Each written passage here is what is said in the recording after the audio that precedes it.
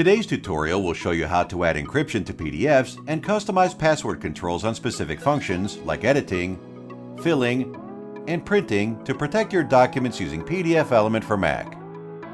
First, open the PDF document you want to encrypt. Then, navigate to the File menu and select Encrypt with Password under the Protect tab. Now you can set the document open password.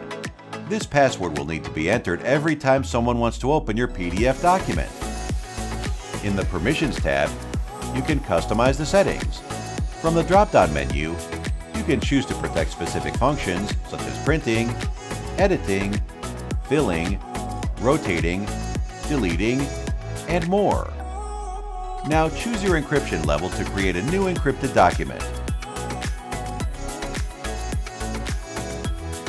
If you want to batch encrypt multiple documents at once, just click Batch Process under the Tool tab and choose Batch Encrypt.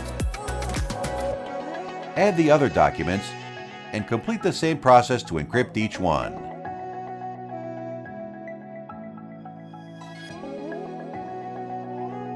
If you found this tutorial helpful, please don't forget to like the video and subscribe to our channel.